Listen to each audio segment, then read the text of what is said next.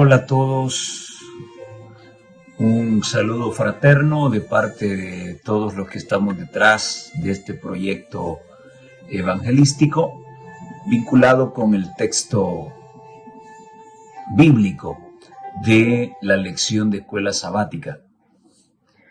Llegamos ya a la lección número 14, Efesios en el corazón. Prácticamente hemos tenido un repaso general de todo lo que hemos analizado y hemos visto en el trimestre. Y puntualizando esa situación como repaso general del libro, solamente quiero tocar las partes más determinantes vinculadas con cada capítulo del libro de los Efesios, un libro que la mensajera de Dios recomienda en gran manera leerlo y ponerlo en práctica. Vamos a tener una palabra de oración antes de iniciar nuestro estudio. Bendito Señor, gracias por el privilegio de abrir su palabra. Siempre es un privilegio. Siempre será un privilegio. Cuán importante es para los hombres la lectura de su palabra. Conocerle, tener conocimiento de su santidad, de su temor, nos da una panorámica de que las cosas en la vida cristiana no son como nosotros queremos hacerlas. Son como a usted le place que funcionen y que se lleven a cabo. Ahora, como en todas nuestras sesiones, rogamos la bendición de su Espíritu Santo. Yo soy un hombre mortal, finito, que puedo acomodar las cosas a mi manera para engañar a mis hermanos. Pero Señor, es su palabra y usted la defiende.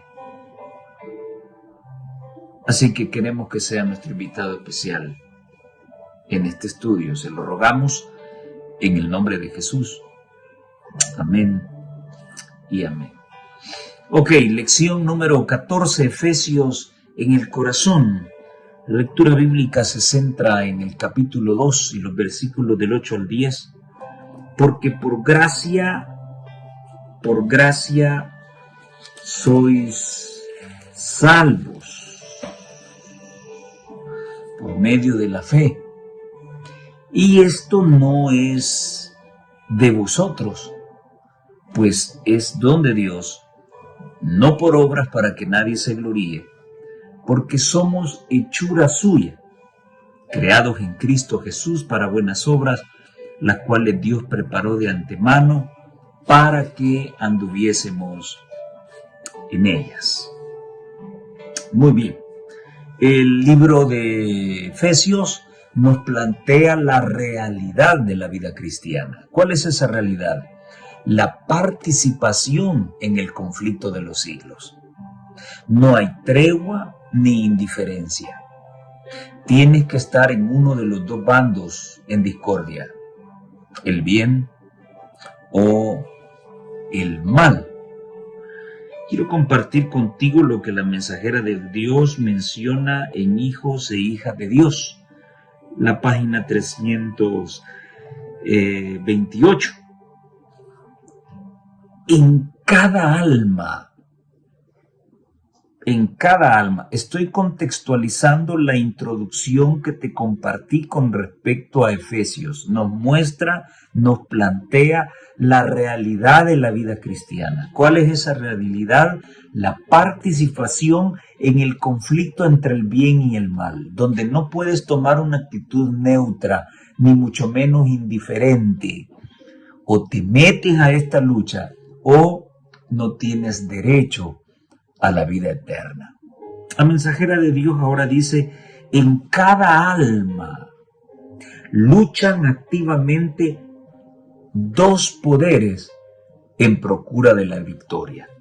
No hay tres, no hay cuatro, solo hay dos poderes.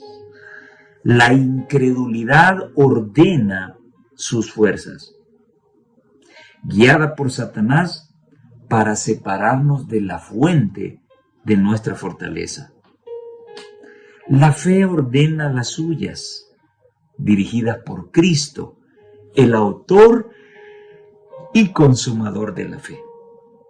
El conflicto continúa hora a hora ante la vista del universo celestial.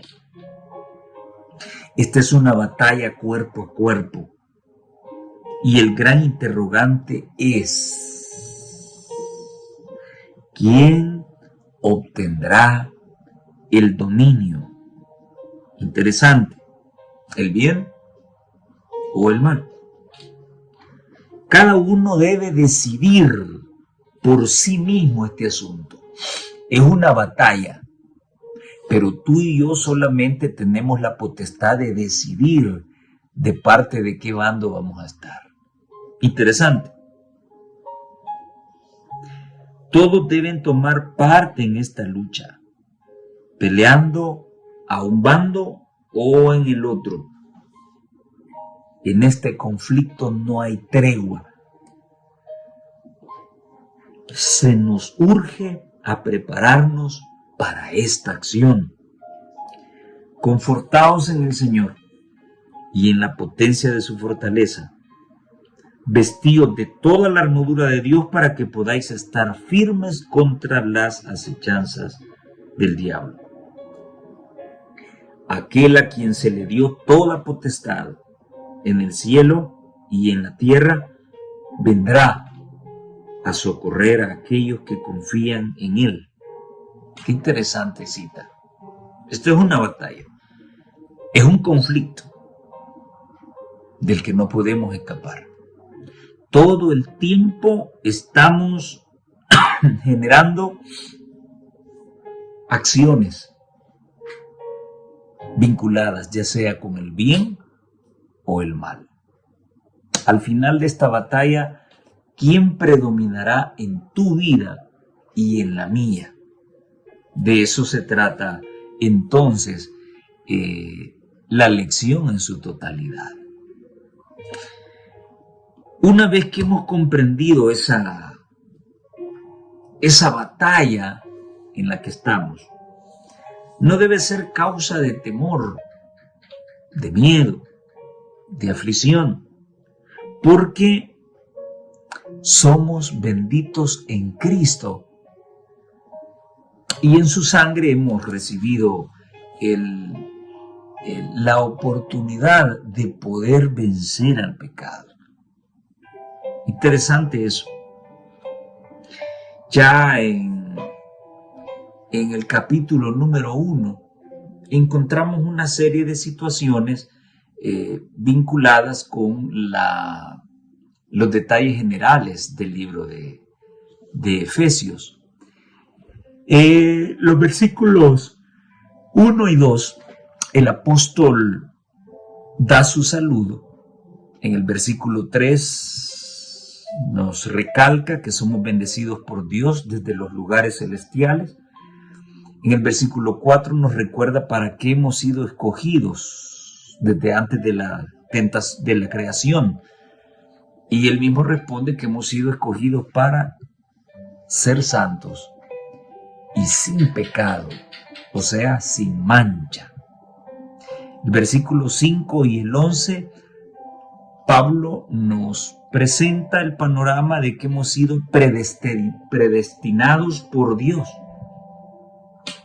para ser adoptados como hijos por medio de Cristo.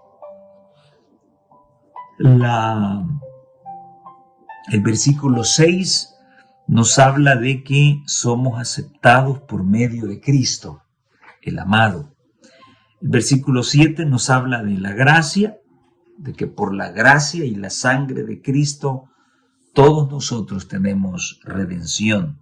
El versículo 8 hace alusión a la gracia dada por Dios en abundancia de sabiduría y de inteligencia. Versículos 9 y 10 nos muestra que Cristo nos dio a conocer el misterio de su voluntad, o sea, reunir todas las cosas en Cristo Jesús. En el versículo 12, Pablo le cerciora a su audiencia que somos la alabanza de la gloria de Dios. El versículo 13 y 14 nos habla de que somos sellados por el Espíritu Santo por oír el Evangelio y creer en él. En el versículo 15 y 16, Pablo ora e intercede por sus hermanos. ¿Para qué? Para que reciban sabiduría y para que puedan recibir conocimiento de Dios. En los versículos 18 y 19, Pablo habla del alumbramiento de los ojos para saber cuál es la esperanza a la que Cristo nos llamó, cuáles son las riquezas de la gloria de su herencia y cuál es la grandeza de su poder. Y de los versículos 20 al 23 hay un poder manifestado. Se nos habla de ese poder maravilloso que se manifestó en la resurrección de Cristo, en su estadía en el reino de los cielos a la diestra del Padre sentado en su trono. Estos versículos hablan también de que el Señor Dios puso a su Hijo por encima de todo principado y de toda potestad, sometió todo bajo los pies de Cristo, Dios, y finalmente lo dio por cabeza de la iglesia. Somos bendecidos por Cristo. ¿Por qué? Porque somos bonitos, porque tenemos dinero, porque estamos enteramente dedicados al trabajo de la predicación del Evangelio. Déjame decirte que nada de eso sirve. Somos benditos en Cristo. Somos salvos en Cristo. Lo único que nos toca hacer es poder tomarnos de ese poder divino para comenzar a recibir esa bendición que potenciará nuestro espíritu y nos hará victoriosos frente a esta guerra que existe entre el bien y el mal. Ahora, quiero analizar lo que dice Efesios 1:4 con respecto a la pregunta que aparece al final del día domingo. Efesios 1:4 nos dice que Cristo, dice el autor, nos eligió en Él desde antes de la creación del mundo para que fuésemos santos y sin culpa. No sé qué versión está utilizando el autor, pero no me gusta.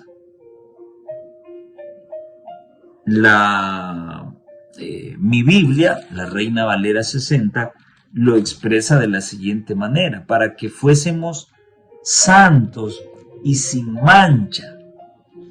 Ya en otras oportunidades hablamos de esto y yo te demostré que esa mancha representa al pecado. O sea que el Señor nos ha llamado desde antes de la fundación del mundo para que estemos delante de su presencia como santos y sin pecado. Creo que eso quedó muy claro en la lección. Ahora, la mensajera del Señor en Hechos de los Apóstoles, la página 316 y 317, nos dice lo siguiente: se le revelaron al apóstol los peligros que iban a asaltar a la iglesia de Efeso.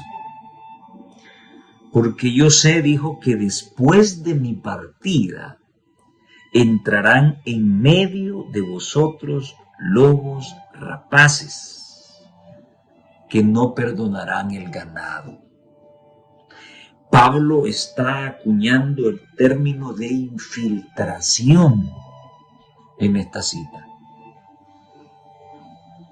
Algunos piensan que al hablar de la infiltración jesuita dentro de la iglesia adventista, esa situación es utópica, porque viene del cerebro del doctor Rivera, ex sacerdote jesuita. Y bueno, creo que una vez dije que me da pena desilusionar a los que hablan esto o a los que puntualizan que el asunto de los jesuitas es una teoría de conspiración. Pues bueno, acá el apóstol Pablo está hablando de una infiltración. El temor que él tenía, que al retirarse entraran esos lobos rapaces que no perdonarían al ganado. Y de vosotros mismos se levantarán hombres que hablen cosas perversas para llevar los discípulos tras sí. Es fácil que podamos resguardarnos de enemigos externos. La cosa se pone difícil y candente cuando es a tus mismos hermanos que están dentro, son a los que debes combatir, porque lamentablemente aún dentro del pueblo hay mucha gente que está transformando el mensaje adventista en otra cosa. Entonces, ya Pablo hablaba de esos hombres que de nuestras filas se levantarían para engañarnos. Pablo temblaba por la iglesia cuando, al pensar en el futuro, veía los ataques que iba a sufrir de enemigos externos e internos. Oiga usted lo que menciona la sierva de Dios.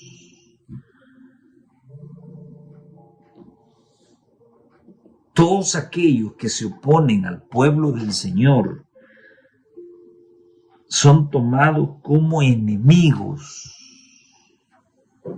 Si usted está afuera, usted es un enemigo externo. Si usted está dentro, usted es un enemigo interno, y es de los que más tenemos que librarnos, porque son los que están con el objetivo de hacer pedazos tu vida.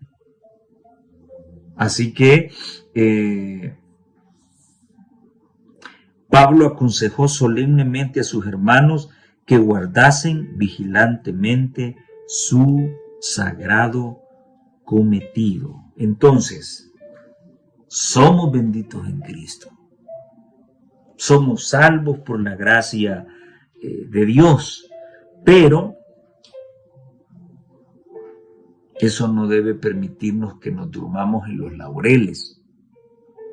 La atalaya siempre debe estar con su trompeta, sonando la nota certera para llamar la atención del pueblo. Qué bonito esto. Ahora, Pablo aconseja solemnemente a sus hermanos que guarden vigilantemente su sagrado cometido.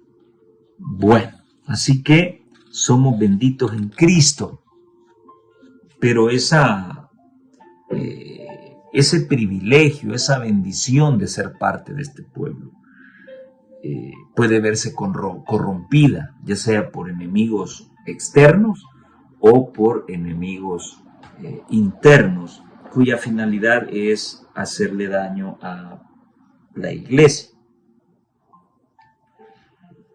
Ahora, como todos sabemos, hemos sido llamados por Dios a este santo ministerio. Eso significa que tú y yo, que hemos sido redimidos por el Señor, esa redención tiene un alto grado de impacto comunitario. La base del cristianismo no es lo que vas a hacer sábado a sábado. La base del cristianismo está vinculada con practicar el amor.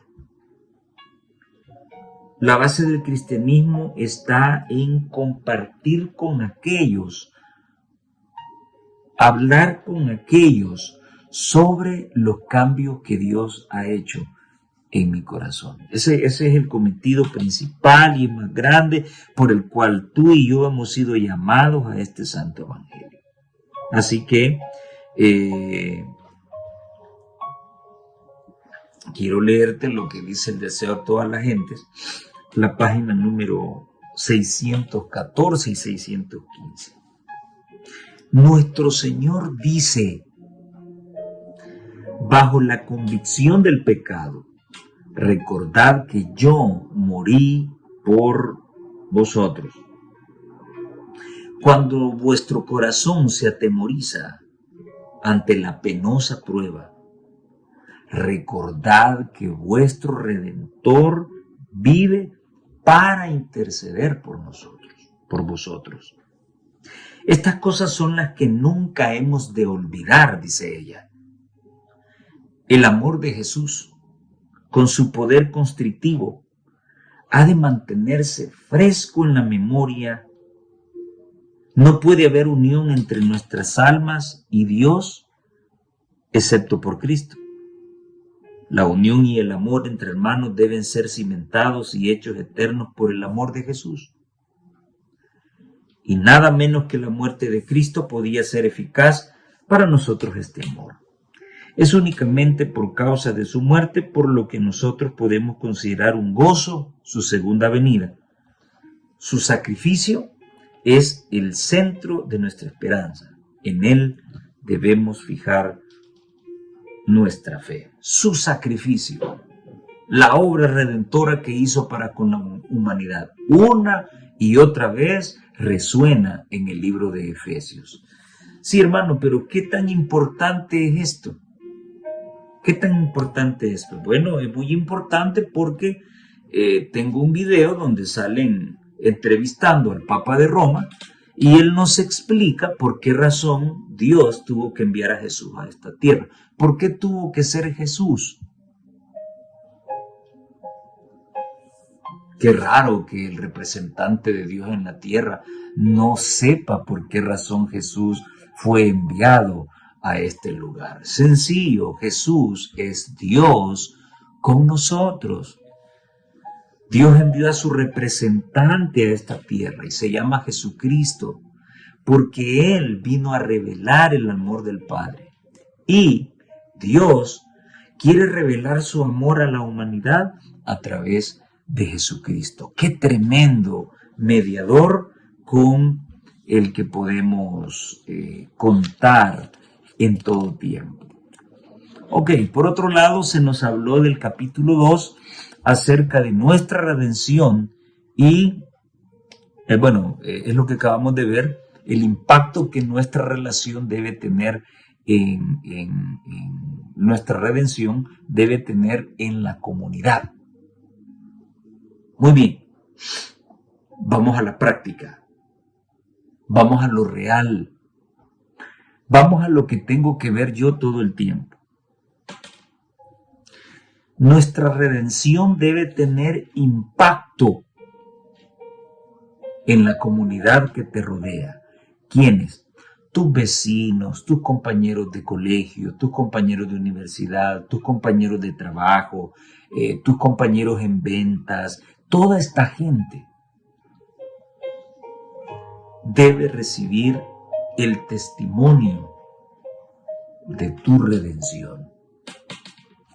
Pero cuando ven en nosotros malas palabras, cuando ven en nosotros mala vestimenta, cuando ven en nosotros maquillaje, cuando ven en nosotros la gran cara, cuando ven en nosotros disensiones, celos, maltrato a la esposa, maltrato a los hijos, cuando la gente ve eso, parece ser que la gente comienza a dudar si este libro tiene el poder para transformar el corazón.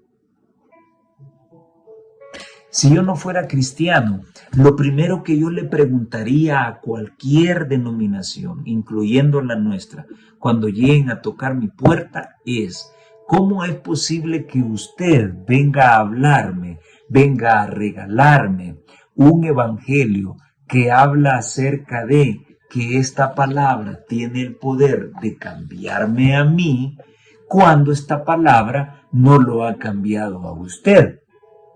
¿Verdad que es una pregunta muy lógica, un razonamiento lógico? Debe notarse de que en Cristo todas las cosas son hechas nuevas. Debe notarse completamente. Deja a un lado esa falacia de decir, es que Dios conoce el corazón.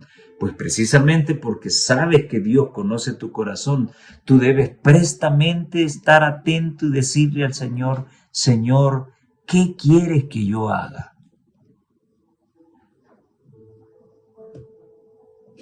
Pero estás viviendo en pecado. Y para justificar tu forma de ser, tu forma de actuar y tu pecado, entonces comienzas a decir de que Dios conoce tu corazón. De que a pesar de que me pinto y uso aretes o bailo o escucho música mundana, a pesar de eso, Dios me escucha. Porque Él conoce mi corazón, Él sabe que hay sinceridad en mí, a pesar de todas esas cosas que ando. ¿Sabe que eso no es compatible con la vida cristiana? Precisamente, sí, Dios conoce tu corazón y tú lo sabes, te daría vergüenza seguir haciendo lo que haces sabiendo que Dios te está viendo. No hay excusa. No hay excusa para el pecado. Dios me ha ordenado decir a su pueblo, dice la mensajera de Dios, página 285, exaltada Jesús. Dios me ha ordenado decir a su pueblo, tanto a ministros como laicos. Esto está en la parte del día martes. Somos la iglesia del Dios viviente. Recuerden que estamos repasando todo lo que hemos estudiado este trimestre, todo lo que hemos visto vinculado con Efesios. En primer lugar, en el capítulo 1 vimos que somos benditos en Cristo y tú ya estudiaste por qué. En el capítulo 2 analizamos de que nuestra redención tiene impacto en mi comunidad. Y en el capítulo 3 se nos revela de que somos la iglesia del Dios vivo.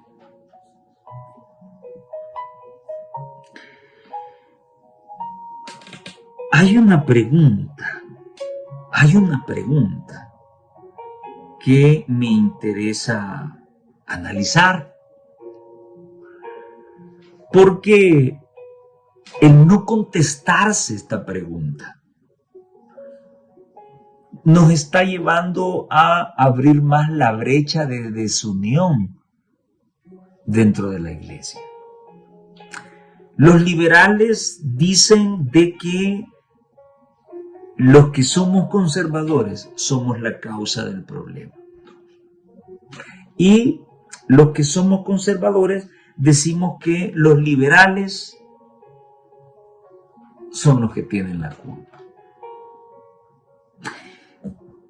¿Cuáles son los tipos de barreras entre los creyentes de nuestra iglesia? Dice una pregunta del autor en el día martes. ¿Cuáles son los tipos de barreras entre los creyentes de nuestra iglesia que a la luz de lo que Pablo ha escrito no deberían existir? Muy bien. El racismo no debe existir en el pueblo adventista. No debe existir tampoco los estratos de clases. Hay una iglesia solamente para aquellos que viven en las colonias de ricos, en las colonias de gente pudiente. Entonces hay que tenerlos aparte de hermanos que viven en las favelas o que viven en las comunidades. Eso no debería de existir en nuestra iglesia. Recuerdo yo que cuando vino el pastor Bullón al país, si no me equivoco, allá por el 2011, 12, por ahí, había un grupo selecto llamado VIP. Y lo digo con conocimiento de causa porque yo estaba con mi uniforme en la duela del gimnasio Adolfo Pineda, cuidando esa zona de los VIP. ¿Solo las personas importantes políticamente o con dinero son importantes? ¿Son VIP? El hermano que vive en una champa, el hermano que tiene un trabajo humilde, ¿no es VIP también? Considero que esas cosas no deberían de existir tampoco dentro de nuestras iglesias. La diferencia de estratos salariales tampoco es una de las cosas que no debería de existir en la iglesia. Lo que gana el administrativo más encumbrado es lo mismo que debe ganar el pastor de distrito. Yo siempre he dicho algo.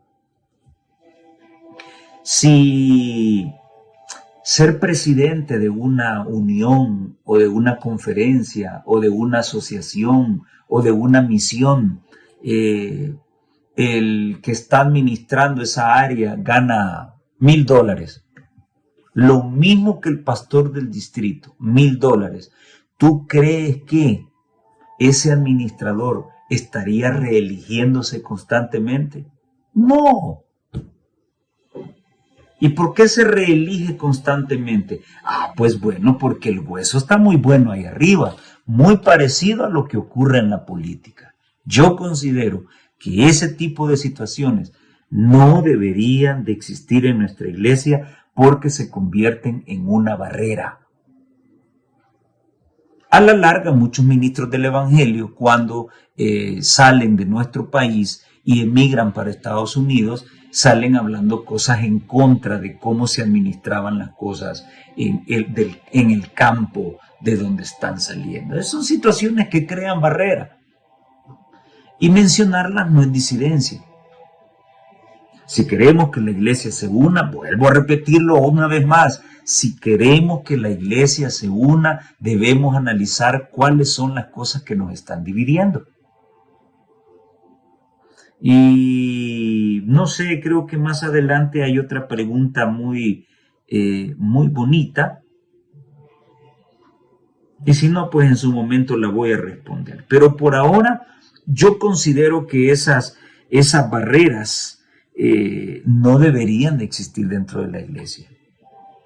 Otra de las cosas que no debería de existir es el aprovechamiento que hay sobre los diezmos y ofrendas. Hermanitos que por años han sostenido la obra, que han pagado el salario de los pastores, ahora caen gravemente enfermos y en los registros administrativos no se lleva un seguimiento de estos hermanos. Es más, muchas veces, en la mayoría de casos, ni nadie sabe cuándo se enferma, se vienen a dar cuenta hasta que se ha muerto.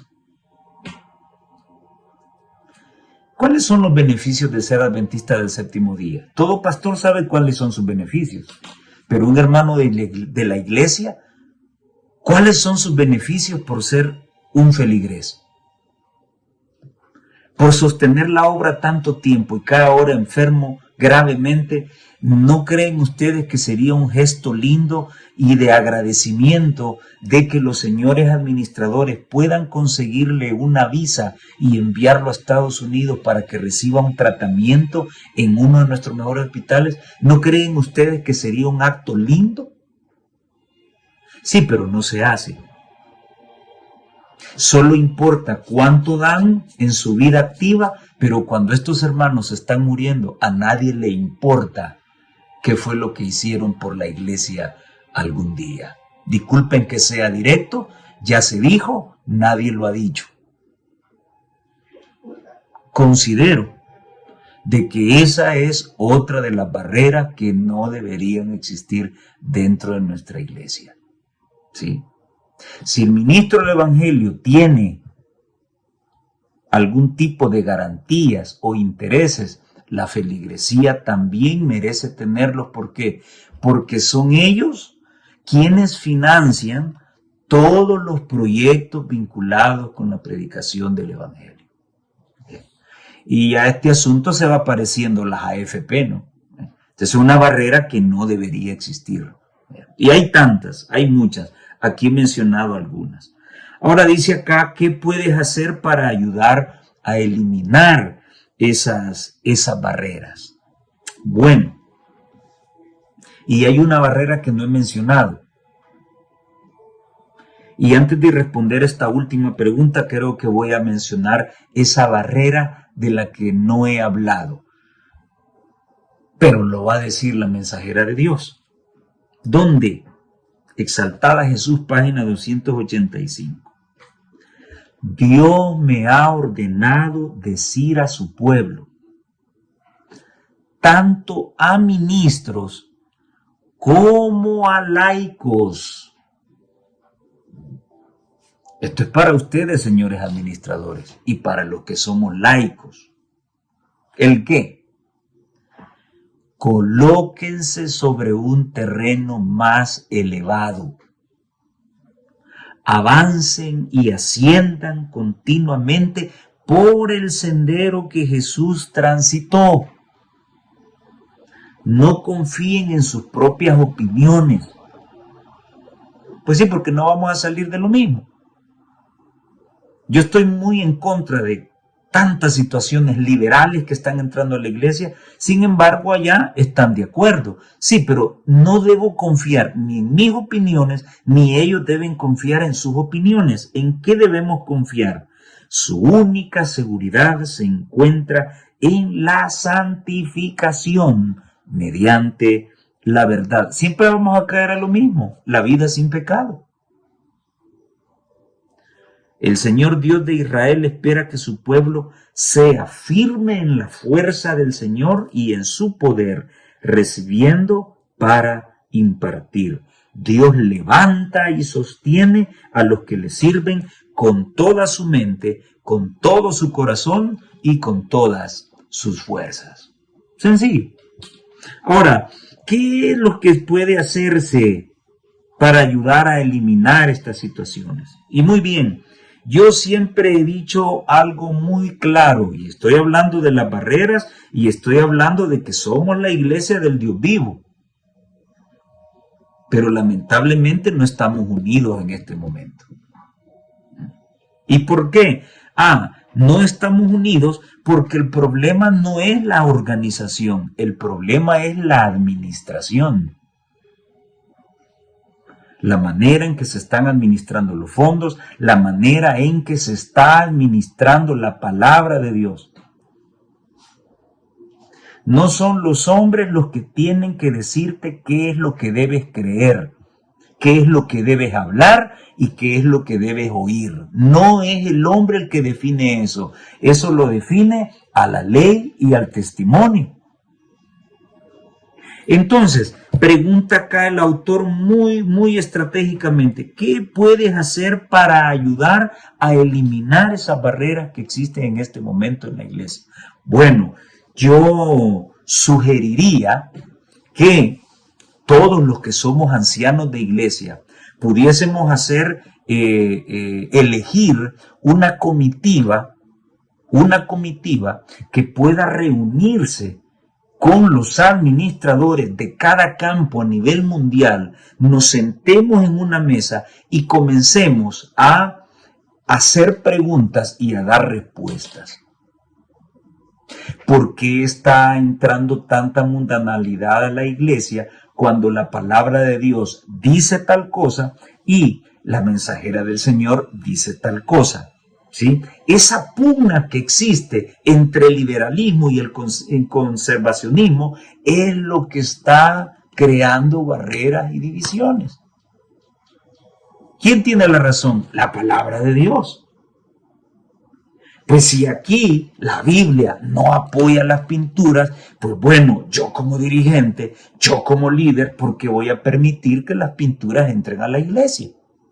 Ahí comienza el problema, ser permisivos, así como lo fue Elí, ser alcahuetos, así como en su momento lo fue Aarón, que hasta mentiroso fue, dijo que él tiró las joyas en el fuego y salió el becerro de oro, cuando él mismo con sus propias manos lo forjó con el buril. Si la palabra de Dios dice que la música, todo aquello que esté vinculado con el mundo no debe ser parte de la iglesia, ¿por qué razón yo, como dirigente, estoy permitiendo que entre? Entonces, ¿a qué estamos jugando? Es lo que yo preguntaría. Entonces, es necesario que se establezca una mesa de trabajo, ¿sí? Porque los administradores creen que así como se están haciendo las cosas, están bien y no dicen nada y están en silencio. Y los laicos estamos en contra de todo eso que está ocurriendo, porque estamos fundamentados en la palabra de Dios. Ahora, la nueva estratagema que se está utilizando es que solamente ellos tienen el poder para poder interpretar la Biblia en su verdadero contexto. Qué interesante. Entonces, yo considero que para poder eliminar esas barreras necesitamos nombrar una comitiva de ancianos, reunirnos con la dirigencia y comenzar a hacer preguntas. Y tenemos el derecho de recibir respuestas. Que se nos explique por qué se está permitiendo que se enseñe esto, por qué ya el pastor Esteban Borja no puede entrar a ciertos campos cuando el hombre está predicando la verdad, por qué está ocurriendo esto en X campamento, por qué está ocurriendo lo otro en X campamento, en X campo, cuando la palabra de Dios no está de acuerdo con eso, ni el espíritu de profecía tampoco. Entonces, tratar de trabajar en esos puntos, ponernos de acuerdo, va a fortalecer la unidad de la iglesia. Esa pugna constante es la que ha permitido que aparezcan grupos separatistas o grupos disidentes. Yo considero que ese es el problema básico, ¿sí? Y yo no veo nada de malo en sentarse y hacer preguntas y tener el derecho a recibir respuestas, bajo los cánones del respeto, ¿sí? Porque aquí es encontrar respuestas, ¿sí? ¿Cómo es que usted está haciendo X situación, tomando como base el mando que tiene en este momento, cuando sabe usted que la palabra de Dios no lo acuerpa, ni los testimonios tampoco? Lógico, como una rendición de cuentas, ¿sí? O así como cuando las comisiones políticas de una asamblea legislativa llaman al ministro y lo sientan y comienzan a cuestionarlo que por qué tomó X situación. Pero aquí nadie da cuentas de nada y entonces cualquiera puede pensar en amaño, en corrupción, en nepotismo y en un montón de cosas. Así que considero saludable que haya una mesa de trabajo y podamos platicar, ¿sí? Y si lo que no se logra sostener con la palabra de Dios y los testimonios, pues bueno, hay que sacar un comunicado y mandarlo a la Iglesia Mundial y decir, a partir de este momento, baterías no en nuestros púlpitos. A partir de este momento queremos hacer correcciones a la forma en que se ha estado hablando acerca de la última generación. De ese diálogo pueden sacarse un montón de cosas bonitas que pueden mejorar la unidad de la iglesia. No se hace, ¿por qué? Bueno, pues porque estos no son pastores y nosotros sí, y no nos vamos a dejar doblar el brazo. No, no es así. Y lo que muchos pensamos también es que hay una agenda oculta debajo que se está siguiendo al pie de la letra. Entonces, para poder aclarar eso, es necesario que podamos tener una mesa de trabajo y trabajar con la preocupación de unir a la iglesia y ofrecer un frente unido a lo que nos espera en el futuro con la cuestión de la ley dominical. Yo creo que valdría la pena hacerlo. No sé qué opinan ustedes. Ahí ustedes podrán poner sus comentarios allí abajo del video. Ok, y el siguiente tema está vinculado con lo que acabo de mencionar, el capítulo 4 de Efesios, vinculado con la unidad de la fe. Y quiero comentarles lo que dice la sierva de Dios. En el 4 capítulo de Efesios se revela tan clara y sencillamente el plan de Dios. Claro y sencillo. Que todos sus hijos pueden aferrarse de la verdad. Bueno, y esto es un señalamiento importante para el papado, porque el clero papal, el clero católico, ellos creen que solamente su cúpula es la privilegiada en poder interpretar la palabra de Dios. Son ellos los que tienen el deber de decirle a la iglesia en qué creer y en qué no creer. El problema es que los nuestros están aprendiendo esa temática, esa estrategia romana. Todos pueden aferrarse a la verdad. Nadie necesita un intérprete para entenderla. Su único intérprete es la palabra de Dios misma y los testimonios. Aquí se presenta claramente el medio que Él ha establecido para mantener la unidad en su iglesia. ¿Cuál es? Que sus miembros revelen al mundo una sana experiencia religiosa. Y saben, queridos amigos y hermanos, que esto a mí me preocupa. Y ya lo he dicho en otras ocasiones. 5,000 bautismos en la campaña X de don fulano de tal. Magnífico. Pero yo siempre me pregunto una cosa. ¿Y bajo qué evangelio se bautizó esa gente?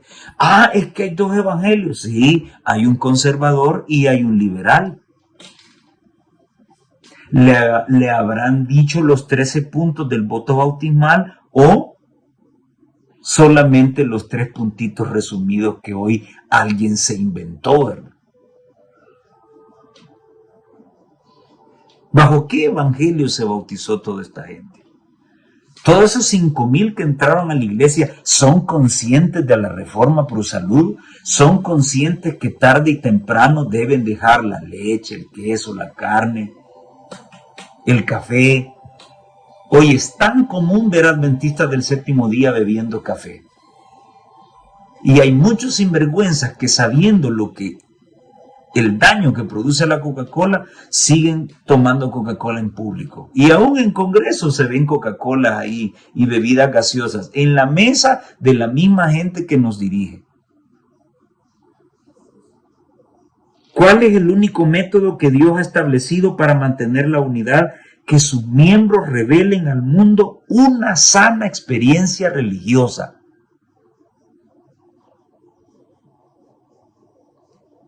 La santidad es la dádiva de Dios por medio de Cristo. ¿Cuál? La santidad. ¿Por qué? Porque sin ella nadie verá al Señor. Los que reciben al Salvador se convierten en hijos de Dios. Son sus hijos espirituales, nacidos de nuevo, renovados en justicia y verdadera santidad. Su mente se ha cambiado. Con visión más clara contemplan las realidades eternas. Entonces en Cristo son hechas nuevas todas las cosas. Porque el que es hijo espiritual nace de nuevo, es renovado en justicia y verdadera santidad, y su mente ha cambiado. Sí, pero yo conozco de hermanos que le pegan a la esposa. ¿Y cómo que su mente ha cambiado? Si sigue siendo el mismo mundano de siempre. Conozco a muchos hermanos y hermanas que celan a su cónyuge, pero de una manera tan enfermiza.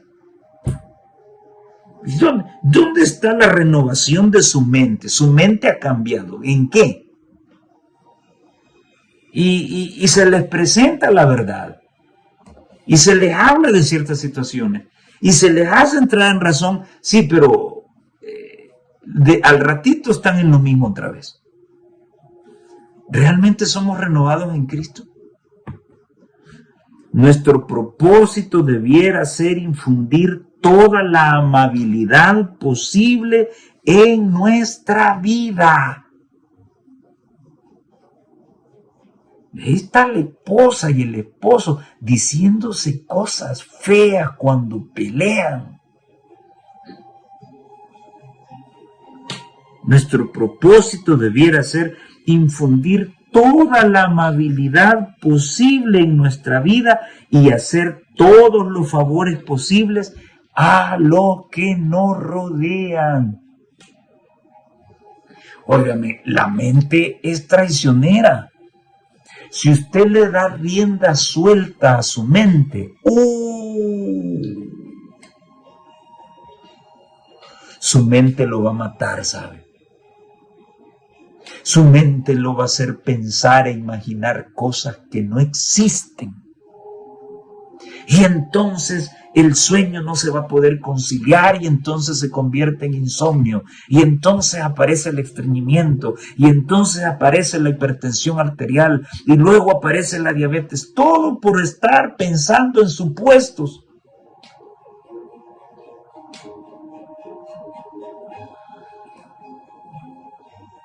Las palabras bondadosas nunca se pierden. Jesús las registra como si hubieran sido dirigidas a Él mismo. Sembrad semillas de bondad, de amor y de ternura, y florecerán y darán fruto. ¿Quieres mejorar tu matrimonio? Bueno, trata bien a tu esposa, trata bien a tu esposo. Usa palabras bondadosas, amorosas, tiernas, y entonces comenzarás a ver cambios en tu matrimonio. Y si nuestros matrimonios, nuestros hogares, nuestras familias están fuertes, la iglesia estará muy fuerte. ¿Por qué? Porque la iglesia se compone de familias. Y eso lo dice el libro de la educación y lo dice la conducción del niño. Entonces, si la familia está fuerte, la iglesia también lo estará. Así que, para unirnos en la fe, necesitamos primero transformar nuestras familias. Allá queremos ir a mandar la vida del hermano cuando nuestra vida está hecha pedazos. No, repare la suya primero por el poder de Dios y luego la iglesia estará reparada también. Eso es un principio firme. Luego, en el capítulo 5 se nos habló de que somos receptores y dadores de gracia. De gracia recibisteis, debemos dar de gracia. No es la posición mundanal, ni el nacimiento, ni la nacionalidad, ni los privilegios religiosos lo que prueba que somos miembros de la familia de Dios, dice ella en el discurso maestro de Jesucristo, páginas 65 y 66. Es el amor. Un amor que abarca a toda la humanidad. Aún los pecadores cuyos corazones no estén herméticamente cerrados al Espíritu de Dios responden a la bondad. Así como pueden responder al odio con el odio, también corresponderán al amor con el amor. Solamente el Espíritu de Dios devuelve el amor por odio. El ser bondadoso con los ingratos y los malos, el hacer lo bueno sin esperar recompensa, es la insignia de la realeza del cielo, la señal segura mediante la cual los hijos del Altísimo revelan su elevada vocación. De gracia recibisteis, dar de gracia. ¿Dónde debemos empezar? Lo volvemos otra vez, en la familia. En la familia. No te fijes lo que tu hermano y tu hermana hacen. Fíjate lo que está ocurriendo en tu familia. Que eso es un termómetro del tipo de sacerdocio que estás estableciendo. Si tu familia está bien, todo lo demás irá bien. Y finalmente, en la parte del viernes, se habló acerca de la armadura de Dios. Dios no va a darte una armadura de hojalata, ya lo hemos dicho. No va a darte un método fallido para enfrentar al pecado. Una armadura se le da a un soldado, a un guerrero, no a un cobarde. Si se nos da una armadura, es porque estamos obligados a entrar a ese conflicto entre el bien y el mal. Tomados de Jesús, la victoria está asegurada. Muy bien. Quiero regresar al tema principal de la lección. Ya lo conoces muy bien. Somos benditos en Cristo. Nuestra redención tiene un impacto tremendo en nuestra comunidad. Somos la iglesia del Dios vivo. Eso debe quedarte claro. Estamos comprometidos con mantener la unidad en la fe. Somos receptores y somos dadores de gracia. Y se nos da una armadura para ponérnosla toda, no para estarla viendo, ni para escoger cuáles son las partes que me voy a poner. Ok, ya lo sabemos, ya lo sabes. Ahora viene la parte más complicada. Ahora tú y yo tenemos que demostrar de que Efesios realmente está en el corazón. Ya no más golpes a tu esposa.